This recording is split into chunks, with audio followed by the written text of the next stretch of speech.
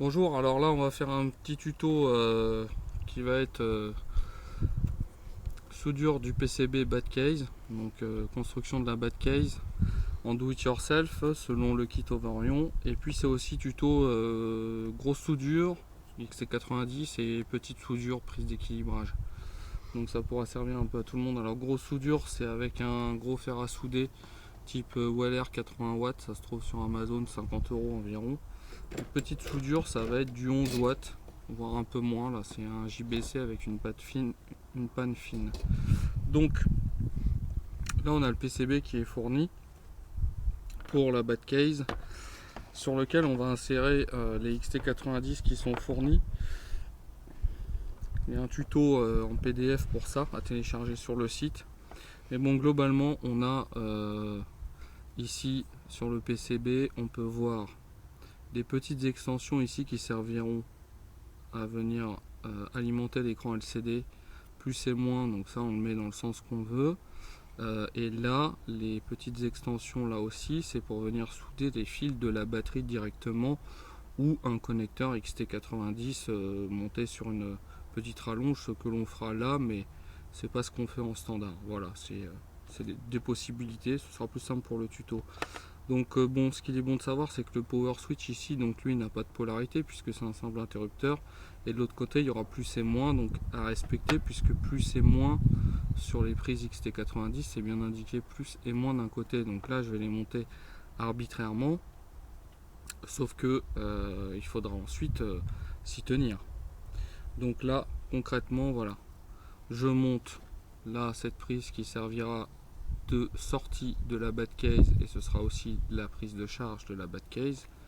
Je mets sur le PCB, je l'insère, ça vient pile poil, hop, et je fais pareil avec la seconde. Je vais bien au bout pour pas avoir les prises de travers, et on passe directement à la soudure. Donc là on peut voir que en haut ce sera ici le moins, le plus ici. Voilà, donc ici j'aurai donc le moins batterie, le plus batterie power switch, et le plus batterie se retrouvera ensuite ici via le fusible qu'on va venir souder ensuite. Comme ça on peut tordre un peu les pattes pour mieux l'insérer, on verra ça après. Donc là je commence par souder, donc par point, pour pas laisser trop longtemps et pour pas déformer nos amis les prises XT90. Donc c'est parti avec le gros fer à souder.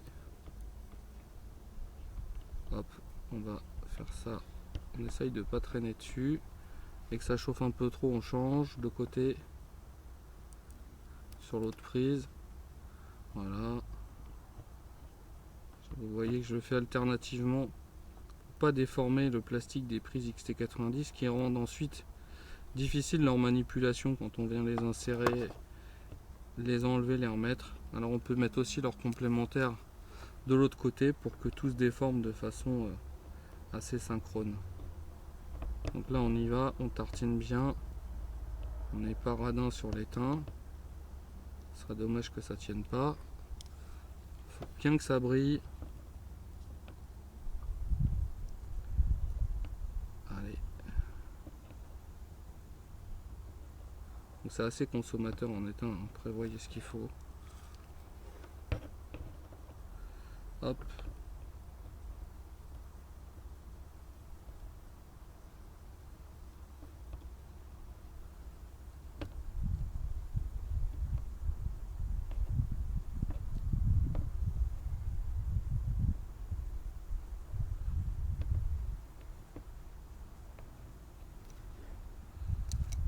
presque parfait, on arrive au bout du rouleau. Ok, donc là on va laisser refroidir cette partie là, et on va passer tout de suite à cette petite prise qui est accessoire, qui va nous servir à venir se connecter sur la batterie plus facilement. Donc vous voyez, je mets son complémentaire tout de suite dessus. Je vais utiliser un petit outil bien pratique. je vais étamer les prises. Je vais pas mettre beaucoup d'étain dessus, je vais aller un peu à fleur, je vais pas remplir complètement le trou, mais presque.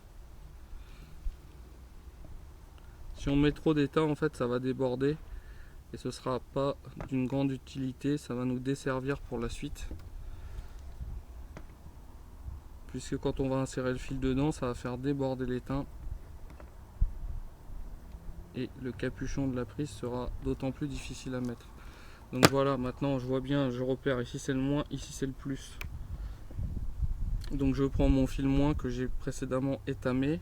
D'ailleurs celui-là, j'en ai gardé un pour vous montrer comment étamer ça correctement. Vous posez votre fer à souder, vous posez le fil un peu torsadé sur la panne du fer, vous alimentez un peu et quand ça commence à prendre, vous chargez et vous faites tourner votre fil de façon à ce qu'il y ait vraiment de l'étain partout. N'en mettez pas une tonne, mais il faut que ça brille un peu partout. Une fois que c'est bon, vous le reposez avant de vous brûler les doigts. On nettoie la panne du fer avec une éponge humide. Et donc là, je vais me prendre une petite pince pour pas me brûler les doigts pour effectuer les soudures. Hop, donc j'ai dit le moins ici. Donc j'insère comme je peux, le mieux possible. Sur le côté, comme ça devrait rentrer pas trop mal. Hop, je vais mettre de mon auriculaire de l'autre côté.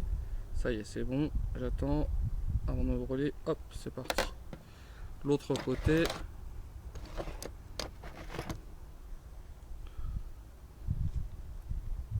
Le fil est encore chaud d'ailleurs. Je récupère ma pince un peu tard. Mais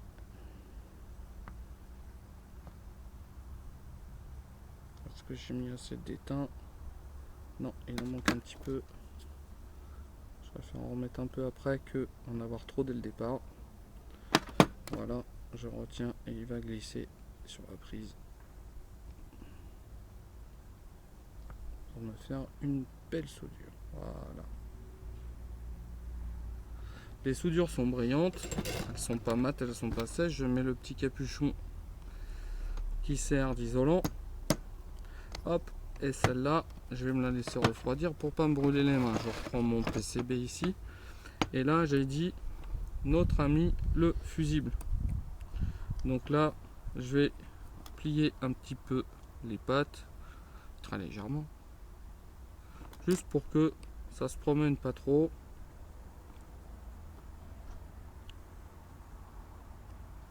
Voilà, un petit peu encore. Et ça permet de le tenir aussi. Et c'est parti, je vais faire un côté puis l'autre. Sinon, il va se mettre à danser et ce sera pas très pratique.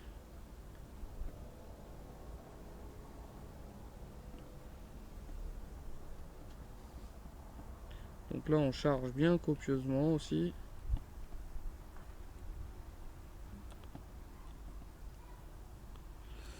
Hop. Donc on voit aussi l'inconvénient de la torsion du fusible. C'est pas forcément, on n'est pas obligé de le tordre, ça dépend vraiment. C'est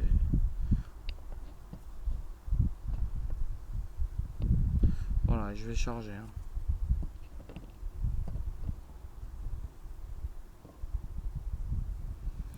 Voilà. Donc là c'est bien chaud, faut attendre un peu. Et ensuite on va venir. J'attends que ce soit vraiment bien.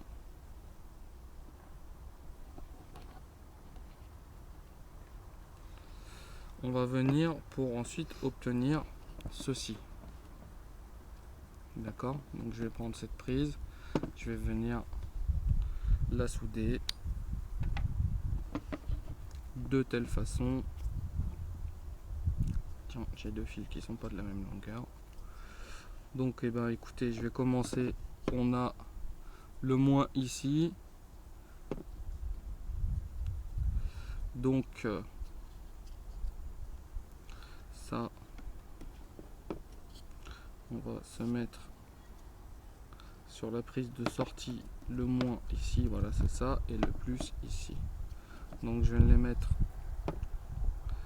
relativement parallèles. Je vais utiliser les petites extensions ici pour venir me prendre là et éviter de réchauffer une fois de plus trop les XT90. Là ça va chauffer, c'est parti. Mais fil un petit peu long quand même. Donc là on chauffe le câble, hop il va chauffer, je tiens.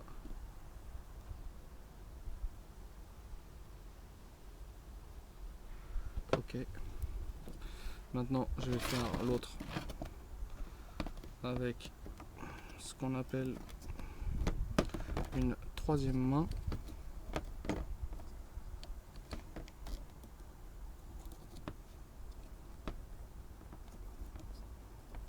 Voilà, et là je vais le faire partir.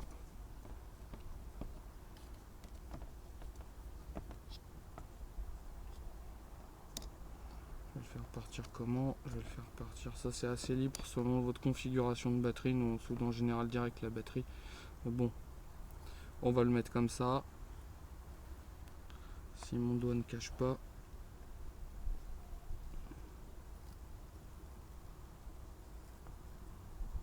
On appuie bien sur le fer en même temps et pas sur la XT. Et voilà.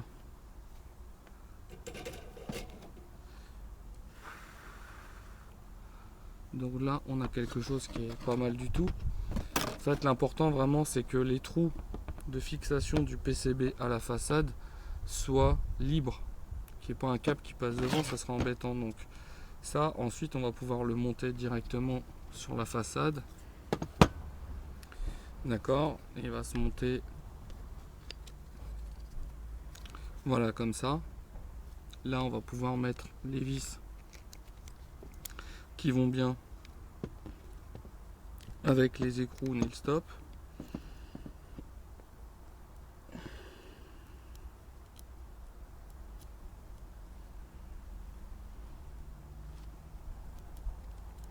Hop, donc je montre les 4 vis que vous avez.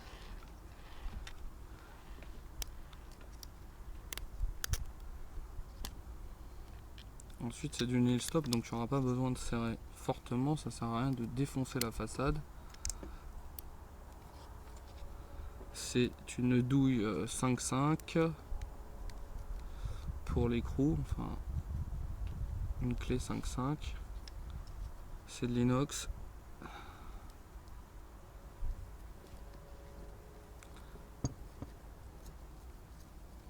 Ok, je vais pas les serrer, c'est pas la peine.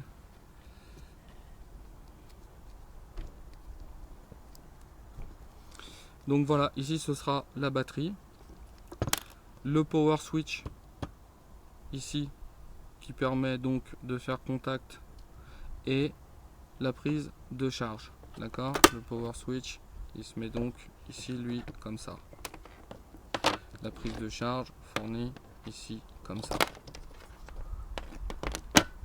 Donc prochain tuto, prise d'équilibrage.